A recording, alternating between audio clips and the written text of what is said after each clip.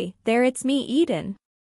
If you are new to the channel, then please subscribe to my channel and visit my Patreon page for early access. Link in the comment, thanks. Sunday afternoon, after we returned from Westview, we tried to call Roger. Mrs. Cameron said that he was not doing well, and that he was asleep. Her voice sounded tired and strained, but she said she was glad we called, and I could hear it in the tone of her voice. Since she thought I was Julie, I explained that we were on our way back to college, and tried to tell her about the basketball games from Julie's perspective. She enjoyed what we had to say, and promised to tell Roger. Only a week ago, I could tell that he could understand what you said over the speakerphone, or what I said to him. Now, I'm not so sure. He's asleep most of the time, which is a blessing. The doctors say it may be weeks, or it may be months. When the time comes, I do hope you can come for the services. We will make arrangements to get you here. We would love to, if we can, Sarah Beth said. It would mean so much to me, Mrs. Cameron responded. You two made him feel loved and cared for during the worst part of his life. We promised to pray for them. Only 9 days later, the call came.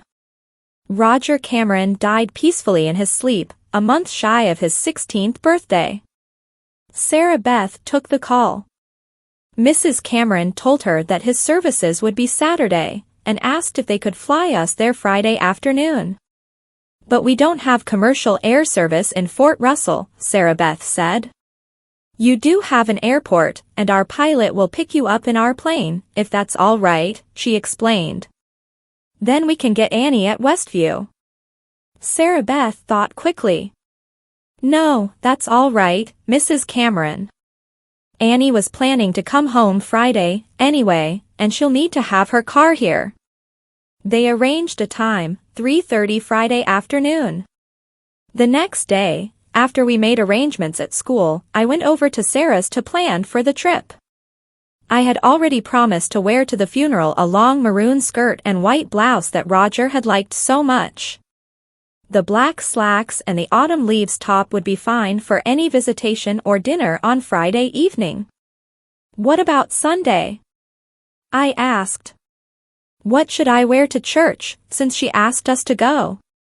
Sarah Beth took me into Julie's room and pulled out a black knit dress. Julie sent this home with us in case you needed it, she explained. It's her L.B.D. Her what? I asked. Little black dress. It's really smooth and comfortable, but dressy, too.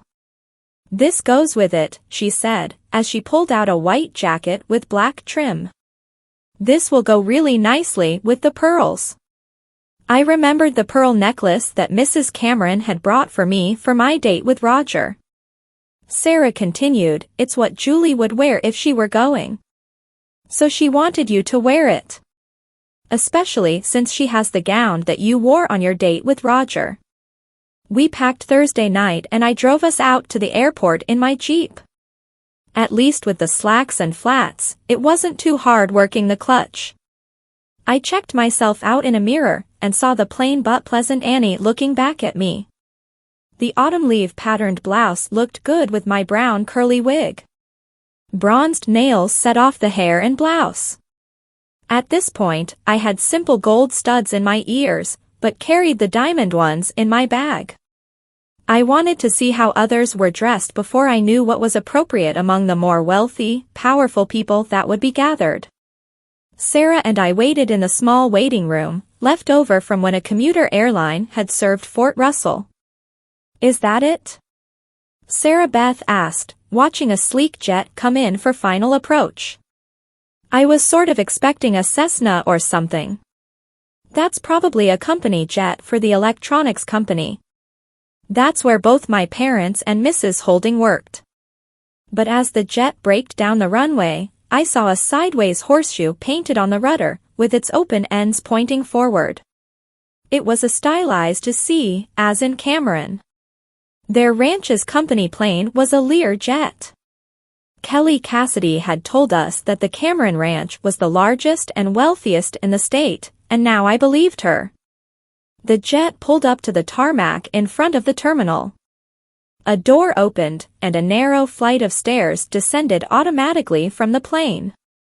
A large ranch hand, one that we had recognized from his being at Hope Haven to assist in handling Roger, walked down the narrow steps, followed by a smaller man, the pilot. As they got nearer the door, I noticed that the smaller man was actually a woman. They all introduced themselves. Although we had her wheelchair with us, Sarah walked toward the plane, using her cane. I was concerned about the narrow steps. "Just wait here, ma'am," the ranch hand said. "We had a way of getting young Roger in and out of the plane that will work just fine for you, if you don't mind." "Be my guest," Sarah said. "No, ma'am, you two are our guests." He climbed into the plane and came back with a small metal chair, with handles welded onto the arms. "Have a seat, ma'am," he said. Sarah looked a bit puzzled, but sat down. The cowboy reached down from behind, grabbed the handles, lifted the chair, and leaned it backwards, and carried Sarah onto the plane with ease. I followed, carrying our garment bags. Sandy Bernadetto, the pilot, stowed the wheelchair, retracted the stairwell, and sealed the cabin door.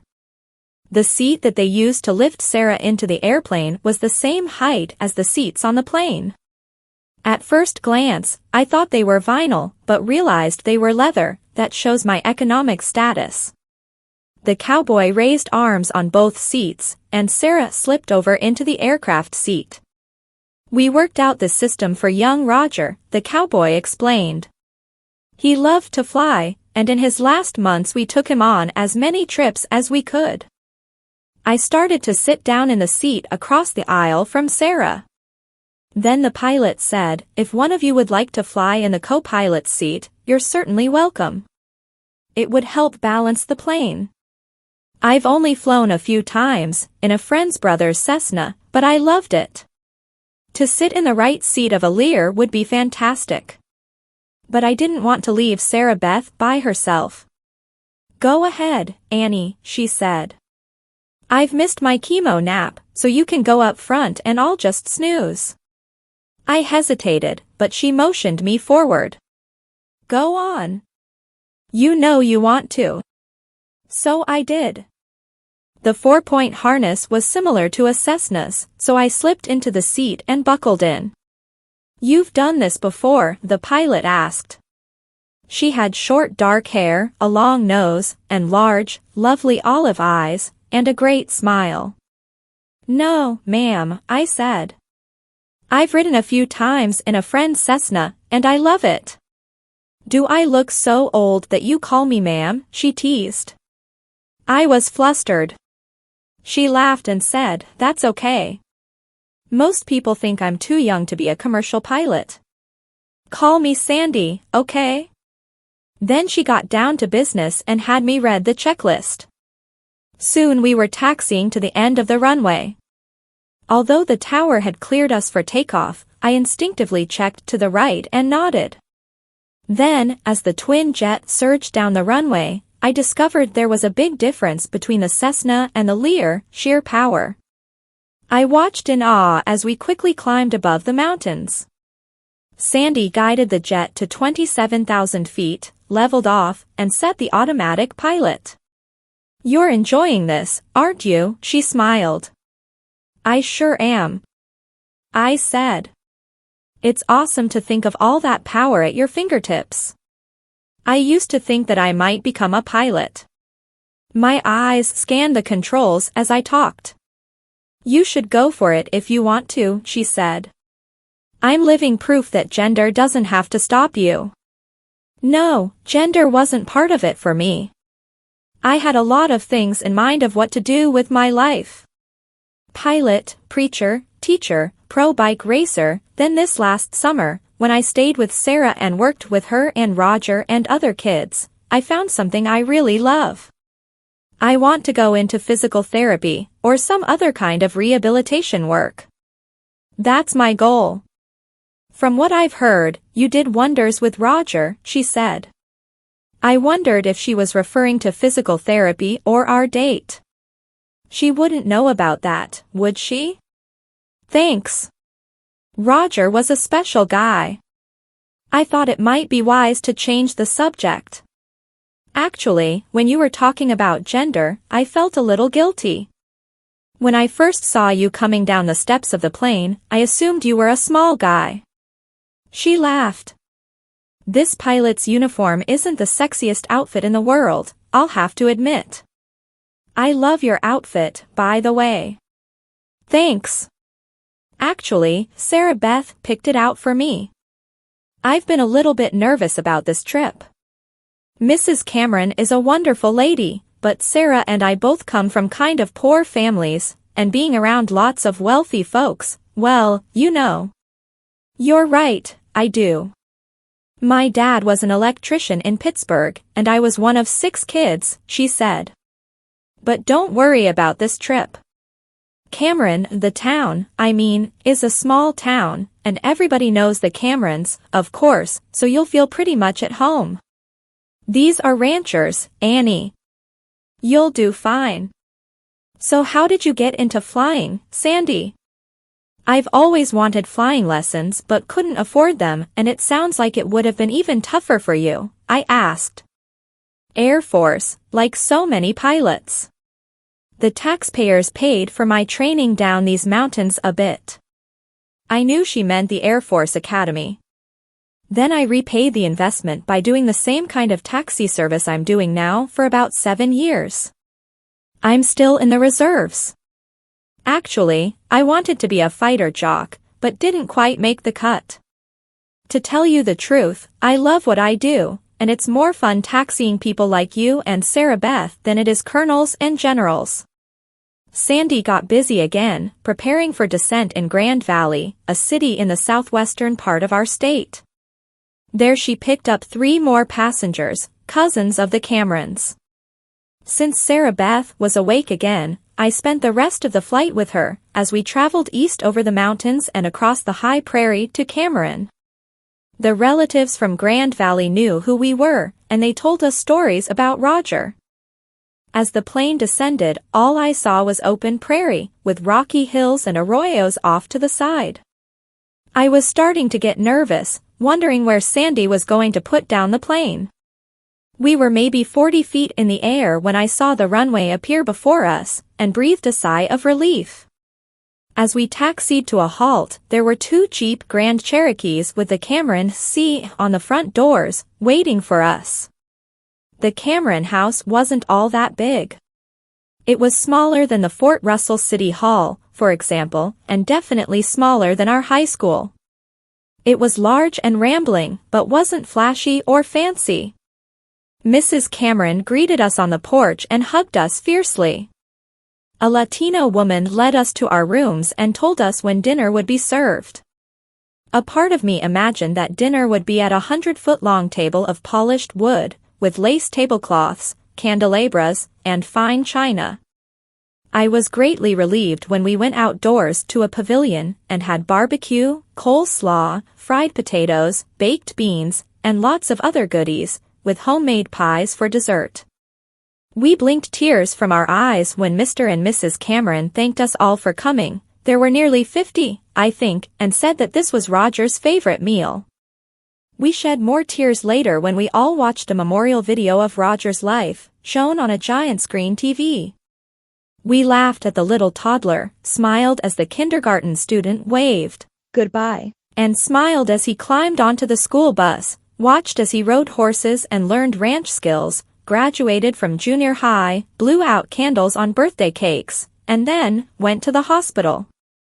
I gasped as I saw us, me in the gorgeous blue evening dress and jewelry, Roger and his parents in a cowboy formal, Sarah Beth and Mom in more casual clothes. I'd forgotten about their video camera. Other people watching the video were glancing over at us and smiling. Later, in a separate scene, I blushed and cried as Roger looked at the camera and said, "I love you, Annie." It was painful to watch the rest, as Roger, in worsening condition, would be visited by other friends and relatives. He always seemed so calm and casual.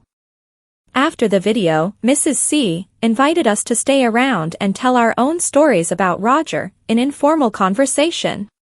At one point, Mrs. C came over to us. Sarah Beth spoke to her. "I can't believe how well you are holding up. It's amazing to me." "It's strange," Mrs. Cameron told us. As Roger declined, I cried myself to sleep almost every night after I would leave him. The only nights that I didn't cry were the nights that I spent on a fold-out bed in his room so he wouldn't be lonely. I guess that I did most of my mourning before he died. Right now, I'm out of tears. They may come again later, but right now, I just want to enjoy being with you and all of Roger's family and friends. It means more to me than you could know. The funeral was at the Episcopal Church in Cameron. The small church was crowded to overflowing. Before the service, Mrs. Cameron invited people to share memories. Some of the relatives and school friends stood up. Sarah Beth nudged me. Mrs. C saw me jump and nodded. I had wanted to talk, but wasn't sure I should, but there I was, walking up to the lectern. As I walked up the aisle in my maroon skirt and white blouse, the one Mom picked out for me so many months ago when Annie was born, the one that Roger liked me in so much, I felt much less nervous than I thought I would. I'm Annie Holding. Some of you saw me in the video last night. I was the one in the blue dress, going on a date with Roger when he was at the hospital. I'm the one he said, "I love you, Annie," to. Like that was totally embarrassing, but kind of wonderful, too. My sister, Sarah Beth, and I were at Hope Haven when Roger was there. Everybody there kind of hangs together, because it can be pretty scary in a place like that. Roger and us became friends. Roger broke my heart when he told me that he had been too shy to ask a girl on a date, and that he would never have the opportunity now. He was such a nice kid, so when Mrs. Cameron asked if I would go out with him, of course I said yes. It wasn't a romantic thing. He knew that. I knew that. But we cared for each other in a tender and gentle way. He didn't want us to see him anymore after my sister got better and we went home, so we wouldn't feel pity for him. But we talked on the phone. Or I guess, Sarah and I talked and he listened. We're sad that he's gone, but glad that he's with God now. I don't know what made me do it, but I turned to the closed coffin and said, "Roger, I love you, too. Goodbye, dear friend." Tears ran down my cheeks as I made my way back to my pew. Sarah Beth and I hugged. Other people got up and spoke, too, and then they had the official funeral service. After the burial at a family plot at the ranch, we gathered again for dinner. The next day, we were having tortillas, eggs, chorizo and homemade salsa for breakfast, eating with the family members that hadn't left the day before. Afterwards, we were heading down the hallway with Mrs. Cameron. She looked at Sarah Beth's hand. "Oh. Sarah. Let me see your ring. Does that mean what I think it means? You and Mark are engaged?" Sarah nodded and smiled. "That's wonderful. Well, as long as you are able to complete your schooling, anyway." Holding on to Sarah's hand, she reached out and took mine as well. "I'm so happy for both of you, and I'm sure that you'll be very happy together." Sarah Beth and I just looked at each other, then back to her with blank expressions on our faces. That didn't compute, somehow. Finally Sarah stammered, "You know?" "Yes, dears." She was smiling a genuine smile. We were petrified. I didn't know back at Hope Haven. But I suspected that you, Annie, weren't Sarah's sister, mostly just an intuition. My intuition proved correct after you sent in your scholarship application, Sarah. It listed your family members and mentioned that Julie was at Westview. We checked there and found that she had been employed on campus the same time that we were at Hope Haven together. So I called your mother, Sarah, and asked a few questions. She explained what had happened, and how Mark became Annie for the summer. Annie, Mark, she said, looking at me, that takes a special kind of courage to do what you did for Sarah, and for what you did for Roger. So I'm glad that you could be Annie then, and I'm glad that you came back to see me as Annie. And please, be sure to invite me to the wedding, okay? Mrs. C explained that the final decision on the scholarship wasn't hers, but that she knew for sure that Sarah was a leading candidate. A few hours later, we were back on the plane, returning to Fort Russell. As the plane lifted off, I held Sarah Beth's hand, but looked out the window and whispered again, "Goodbye, dear friend." Please subscribe for the next part. And visit my Patreon page for early access.